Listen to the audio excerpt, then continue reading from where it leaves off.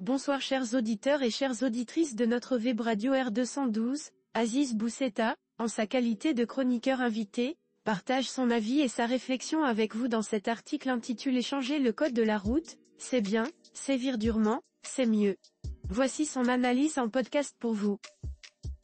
Aziz Bousseta ouvre sa réflexion par un constat frappant sur l'évolution du code de la route au Maroc de la manière suivante. On a changé le code de la route en 2010, le rendant plus agressif et bien plus coercitif. On a changé le comité national en agence de sécurité routière, on a renouvelé le matos et multiplié les motards, on a fait beaucoup de choses, mais on perd toujours une dizaine de personnes par jour, mortes, tuées, et quelques autres aussi, quotidiennement, qui passeront le reste de leur vie handicapés. Que faire alors? Durcir, durcir encore, durcir toujours. Il met ainsi en lumière un paradoxe, malgré les réformes successives et les efforts déployés, le fléau des accidents de la route persiste.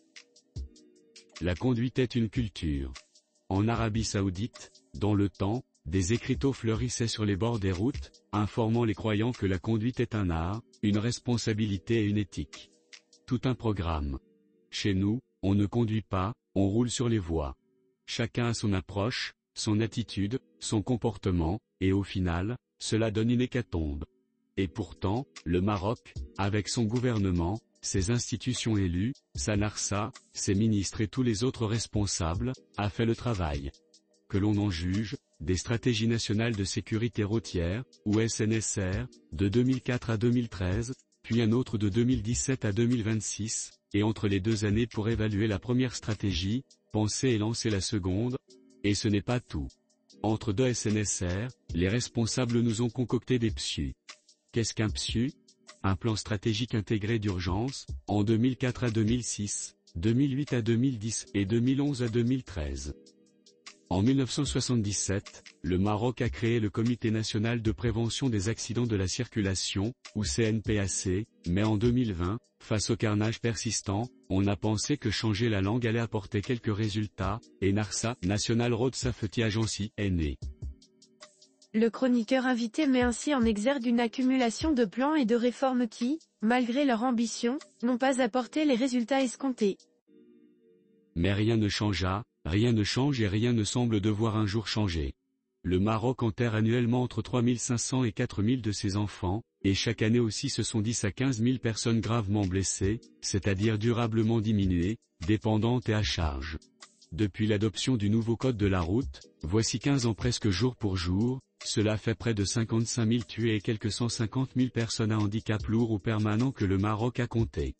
Dans l'intervalle, les autorités publiques, et plus exactement le ministère des Transports et plus finement encore le CNPAC et NARSA, ont multiplié les SNSR, PSU et autres sigles mystérieux. Notre journaliste s'attarde ensuite sur un autre élément crucial, l'impact économique des accidents de la route ainsi. Continuons sur les chiffres, qu'on ne trouve étrangement plus aussi détaillés sur le site NARSA, si on estime le coût annuel de l'insécurité routière sous toutes ses formes à environ 20 milliards de DH, ou environ 2 milliards de dollars, on peut avoir une idée non seulement des dégâts occasionnés mais aussi du retard de développement matériel et humain que l'insécurité sur les routes induit. Et en matière de classement annuel des pays, le Maroc est, bien évidemment, là aussi, solidement parqué en seconde partie du tableau. De quoi cela est-il le nom? Comme pour la santé et l'éducation, l'emploi ou la régionalisation, cela est le nom d'un échec des politiques publiques en matière de sécurité routière. Un échec flagrant, un échec retentissant. Un échec qui induit des morts, une insécurité, du malheur. Bêtement. Oui, bêtement, car tout cela est le résultat de la combinaison des actes de personnes inciviques et ou stupides et d'un laxisme des autorités publiques. Et pourtant, police et gendarmerie font leur travail. Il est certes perfectible mais ceux qui connaissaient l'état et l'éthique des agents voici seulement 20 ans mesurent la différence, les profils de ces agents, leur matériel, leurs caméras, leur comportement à l'égard des contrevenants et leur organisation a changé, radicalement. Alors pourquoi cela ne marche pas? La réponse est toute simple, quand une loi n'atteint pas ses objectifs, c'est qu'elle est inadaptée aux réalités, et il faut donc la changer. Si verbalisation, sensibilisation, éducation et contrôle divers ne servent à rien, alors il importe de changer son fusil d'épaule et de durcir la loi. Poursuivant son raisonnement, il propose une approche plus radicale pour endiguer ce fléau ainsi. une combinaison des concepts de violence légitime de l'État et de terroriser les terroristes, en changeant les termes, tout de même, serait une solution. Pour cela, il faut déjà demander des explications aux différents responsables qui ont eu en charge ce secteur dans le passé, repenser à un texte législatif plus coercitif, procéder à des évaluations indépendantes régulières, étrangères ou marocaines. Ce qu'on n'obtient pas par de la violence légitime et légale, on l'obtient avec encore plus de violence légitime et légale.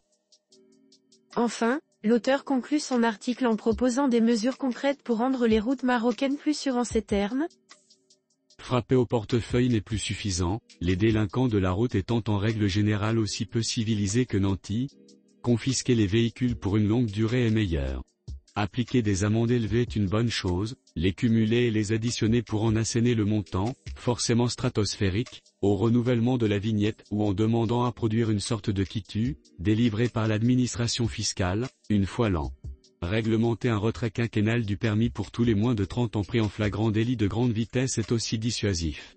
Juger ces jeunes délinquants serait aussi un acte fort, et la présence des parents au jugement des moins de 25 ans, délinquants routiers, serait aussi très intimidant. Dans l'attente de tout cela, les responsables de Narsa et du ministère se réfugient derrière des chiffres auxquels, on le sait, on fait dire ce qu'on veut, et alignent des intentions qui, on le sait aussi, n'engagent rien ni personne.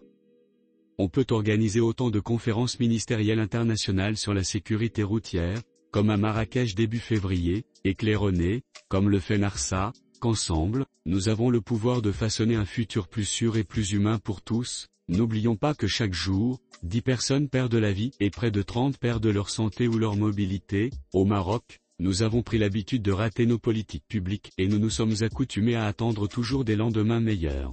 Mais quand l'hécatombe est là, il faut agir, et pour agir dans l'efficacité, il faut revoir l'ensemble de l'édifice institutionnel et réglementaire. Chers auditeurs de la Web Radio R212, merci d'avoir été à l'écoute de ce podcast et de partager avec nous ce moment d'échange et de réflexion. Votre présence et votre fidélité sont notre plus belle récompense. On se dit à très bientôt, si vous le voulez bien.